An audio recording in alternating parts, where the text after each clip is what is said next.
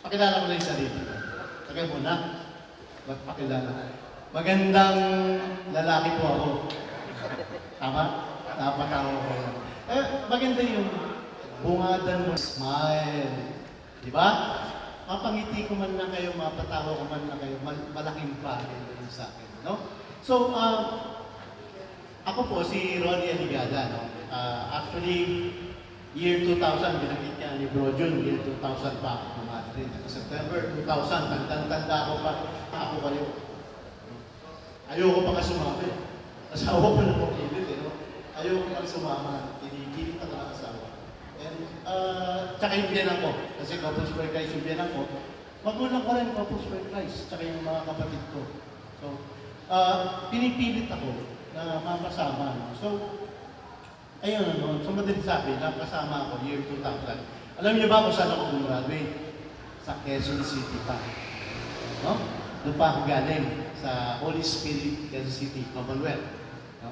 Pagkatapos, medyo nabakante kami ng year 2001 up to 2002, 2003, mga ganyan. Wala kaming service, wala kaming household, wala kaming. Nakita ko ng kapatid ko, Kuya, bata pa sa akin, mag-MBI kayo dito sa amin, sa Las Piñas. No? So, ayun ang nangyari. Iwan na ako ng kapatid ko at tatay ko sa Las Piñas, doon kami nagsaserve mag-asawa. Bilang, no, una, member lang, tulad niya, member lang kasi bago. Hindi naman nagtagal, nakita siguro yung potential ko na mahilig ako sa mga youth, mga kabataan, at may mga bata. Kinuha kaming YFC coordinator, Youth for Christ coordinator. So, ang servisyo namin mostly is family ministry, kami mag-asawa. Okay na ba? Hindi pa. Sabihin niyo ako pag okay na. Family ministry na siya namin. Ang tagal namin naging Youth for Christ coordinator. And then, bago kami lumipat dito, 2 years, naging Singles for Christ coordinator kami. No? So, yung member namin, pagka-member namin, hindi nagtagal. Bigla na lang kaming kinuha sa family ministry. Hindi kami gano'ng nakapagtagal ng mag-household. And nung napalipat kami dito, member lang, sabi ko. Kasi ganun yun eh. Pag lumipat ka ng galing sa ibang lugar, member ka muna ulit. Hindi ka muna bibigyan ng servisyo na mataas-taas. And after a while, sandali lang, no, kaisang taon pa lang kami, ginawa akong unit head dito sa Banyo. So brothers and sisters, diretso nyo lang yung inyong malapit na kayo. 2 talk na lang after this. Pero ito ang pinaka-importanting talk. Ito ang pinakamahalagang talk sa lahat. Dito, makikilala niyong lubusan ang Holy Spirit. So, antayin natin na prepare na. Okay? Sige. Nabanggit ko na ba sa inyo? Magandang lalaki ako? Yun. Nabanggit ko na nga. Natawalit kayo. Ayun. Mahirap nang bumati. Sobra-sobra na. So, let's start. No? Umpisa na natin sa umpisa. Pray from the start. Brothers and sisters, usually, bago magsimula, ayan, pakilala ko yung aking asawa. Maganda. Mami, tayo ka nga. Si Melody. Ganda ng pangalan, no? Melody. So, bago tayo magsimula, sa talk proper natin, since talk number 6 na kayo, and ang talk number 6, full worship, kung tuwagin namin, full worship na kami. 3 kanta na, 2 fast, 1 slow. Ngayon, ituturo ko sa inyo kung paano praise and worship, CFC style. Yan kakaiba sa amin, praise and worship. Ibang-iba ang praise and worship ng CFC. So, ano ba ang praise and worship sa CFC style? Usually, itong ginagawa itong talk na to, nasa huli, itong talk number 6. Pero, ginawa ko una para makapag-participate kayo sa praise and worship. Para kayo rin sumama kayo sa amin, kung kumakanta kami, kumakanta rin kayo. Amen? Amen? Parang mahina eh, no? Mahina ba kayo? Okay, sige. So, tira natin, no? Hindi mo basa, no? Pero sabihin ko na lang, no? Ako rin, hindi ko rin tayo, sanay tayo sa paano kayo magdasal? Quiet. Very good. Kayo, paano kayo magdasal? Following the Acts. Alam niyo yung Acts. Very good. No? Mahilig akong mahilig akong gumala. No? Kaya gusto ko nga mahaba-haba yung kable ko eh. No? Kayo, paano kayo magdasal? Quietly. So, mostly sa inyo, pag nagdadasal kayo, you pick a quiet place. Tama ba ako? Amen? Oo. Naghahanap kayo ng lugar na tahimik para makapagdasal kayo. So, that is called silent prayer. When you pray by yourself, and then you God, kayong dalawa lang nag-uusap, no? Hanap kayo ng lugar na tahimik, probably sa kwarto, no? So, ayun ang silent prayer, no? But meron pa tayong ibang klaseng silent prayer. Anong prayer, no? Vocal prayer. Pakilala ko sa inyo yung vocal prayer. Ito yung prayer na sabay-sabay natin ginagawa. Kinakabisado natin, approved sa church, Our Father, no? Hail Mary, yung Nicene Creed, I believe in God, the Father Almighty, sabay-sabay natin dinadasal yan na malakas. Diba? Pag nagsisimba kayo, dinadasal niyo yan na malakas. So that is called vocal prayer, no? The great value of a vocal prayer always is that it means by which you are loving. It is a means. Hindi ko rin mabasa, no? Sorry. It is a means by God, no? Mas nai-express natin ang pagmamahal natin sa Kanya kung malakas ang ating pagdarasal. Diba? Mga nobina, diba? Dinadasal natin yan ng sabay-sabay. But there are also other prayers, ibang klaseng prayers, no? Like singing, no? We experience this, singing. Isa dito ang pag-awit.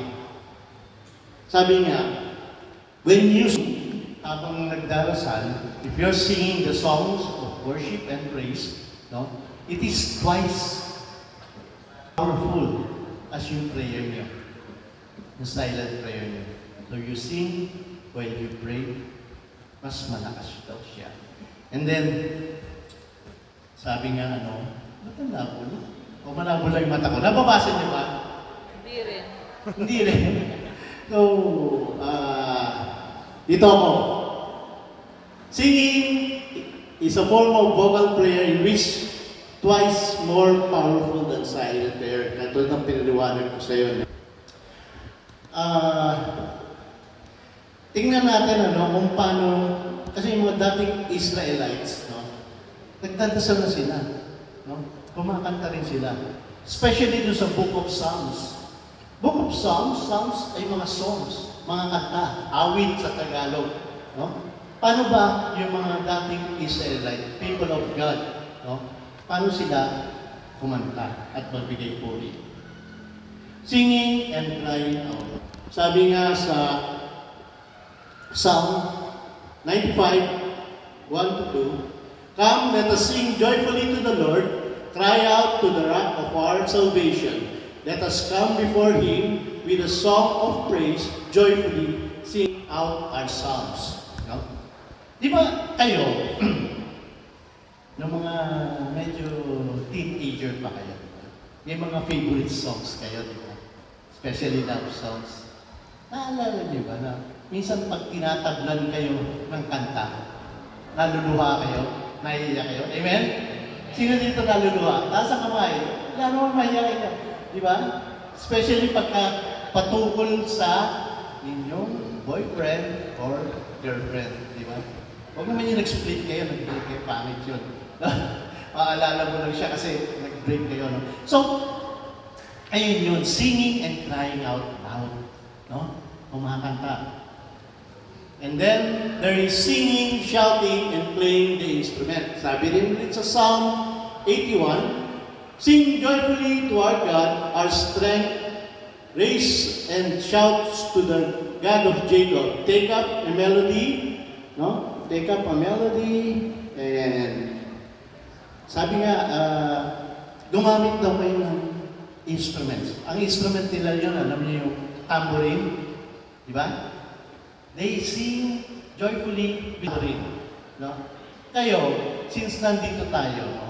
Anong gagamitin natin sa pagkanta? Since wala naman tayong dalang tambourine, ewan ko lang kung may nasa bulsa ng tambourine, meron ba?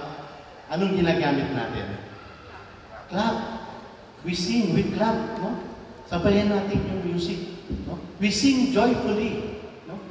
Kasi pinagkakasiyahan natin ang pag-gathering natin, no? Hindi tayo dapat malungkot. Dapat ay may kasiyahan. And then, sabi pa rin sa Psalm, no? Psalm 150, no? Playing instruments and making a loud noise. Ito na iuso ngayon. Yung nangyayari ngayon. Kasabay na ng mga banda. Sila, yun na yung instrument. May drums na, meron ng electric guitar, no? So they play. At nakakabuhay sa ating tugtugin. Di ba kanina? Nung tumutugtog yung music ministry natin. Thank you nga pala, music ministry. Ikaw lang, O Diyos, pati kayo, napapakanta, napapasabay din, no? Buhay na buhay ang tugtog, ang kanta, dahil sa kompleto sila. This is a good way to worship our Lord. No? Sabi nga, ito ang magandang paraan by singing, joining with us, no? Sumali kayo sa amin, clapping your hands, no? Dancing, stomping your feet. Maganda lang yan. Yung mga hari, no? Mga kings and queens, no? Di ba? Recently, in-crown si ano to? Di ba yung king ng England? Si King? Charles, yun. King Charles, sorry. Nawala na yan ako. In-crown si King Charles, no? Pagpasok pa lang niya ng simbahan, anong ginagawa? Nag-aawitan na. Nagkakantahan na. Di ba? Kakasiyahan sila dun sa labas pa lang, papasok pa lang siya, bago siya corona. And, ito, king ng tao to. What more, yung king natin sa taas, which is Jesus and God. No? God is our king. No? He is the highest. Siya ang una. So, we should celebrate habang dumarating siya dito sa throne room. Ito ang throne room niya na tinatawag. No? When two or more are gathered, no, I am there with them. Ang dami natin. Nandito siya sa atin, sa piling natin. Kasama natin siya. So, ayan, no, how do we, and even the angels sing, no? Kahit yung mga angel and saints sa taas, they sing. How can we celebrate ang singing natin, no? Ang worshiping natin? Paano ba ang worship? We praise Him by saying words kung sino siya, who He is, and what He has done for us. Diba? Mga salitang magnify, almighty. God, you are the almighty. You are our teacher. Sabi niya, no? Exalted, you are exalted. Yan ang mga words of praise na ginagamit natin, no? Para sa Kanya. Siya yun. No? Lahat ng sinasabi natin. And, English, no? Pwede rin tayo magtagalog. Wala namang kinikilalang language ang ating Panginoon. Pwede nyo rin sabihin Ilocano, no? In Bisaya, no? Pwede yung pagpupuri natin sa Kanya. Basta patuloy sa Kanya yung sinasabi natin. Tinutukoy natin siya, gawa niya sa atin at yung gagawin niya para sa atin. No? Mahal ko kayo, Lord. Kayo ang nakila. Kayo ang una sa aking buhay. Hindi, we don't care if it's in English or it's in Tagalog or it's in Bisaya. No?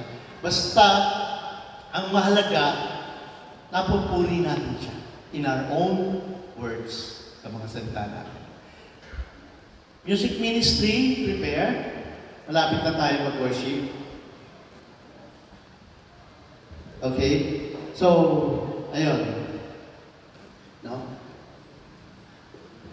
Ba't ba hindi ko makita yung nandito? Hindi. Yan. This type of prayer can also help us enter into the throne room of our God. Ito nga, throne room ng Panginoon. Diba? Where we can truly feel His presence in our midst. Nandito siya. We are gathered here and here. Mararamdaman niyo siya. This type of prayer also allows us to worship actively as a community in a way that is enjoyable and inspiring and free. Ito mga pagkanta natin at pag-awit ng papuri sa Kanya, no? Kung sabay-sabay natin itong ginagawa, ay nakakasiya sa atin. Di ba? Pangit naman kung mag-isa ka lang. Lahat tayo dito, kumakanta, sumayaw, pumapalakpak, nagpupuri. Ano ba ang ibig ko sabihin dito? Ibig sabihin, magpa-participate kayo. Hindi yung makikita yan. Walang magsasabing nakakahiya dito. No? Kami, yun ang gusto namin mangyari sa inyo. No? Sabayan nyo kami sa pag-awit, sa pagpuri, sa kasiyahan. Another short, sa kasiyahan. Describe ko lang ang praise and worship. Ang praise ay yung binabanggit natin. Sabi ko nga sa iyo yung kanina, we glorify you, we magnify you, you are our King, no? Prince of Peace, lahat yan, siya. Binabanggit natin. May kaibahan. Ang praise is Tagalog, papuri. Di ba? Papuri ang praise. Pinupuri natin siya. Kung sino siya at kung sino siya, kung anong ginagawa niya sa atin. Samantalang ang worship, ano sa Tagalog na worship? Ay? Ano sa Tagalog ang worship? Siguro nalapit na ako. Pagsamba. Ayun, pagsamba. Ingay-ingay mo eh. So, ang worship, samba. Sinasamba natin siya. Parang yung inyong mga asawa na dati yung girl, no? Bago nyo sila mapakasalan, sinamba muna natin sila.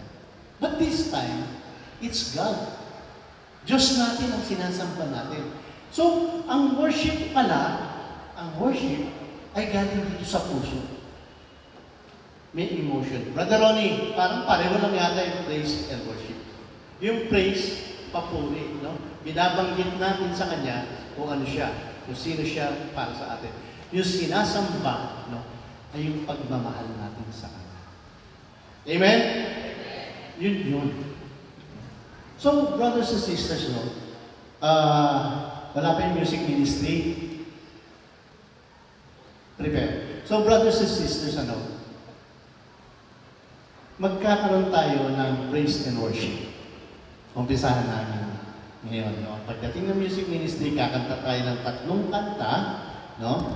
We are going to sing, but huwag kayong magugulat. Sometimes magulo no? Pagkasabay-sabay kayong kumakanta at nagpupulo, yes, Lord, we glorify you, Lord God, we praise you, Lord God. Pag narinig mo na silang magkiram, ano ba yun? Bago sa akin yun. Diba? Pero huwag kayong magugulat. Just participate. Katagalan, kayo rin. Mararamdaman nyo kung ano yung ginagawa nyo. Bakit kami nagbibigay puri sa ating Panginoon?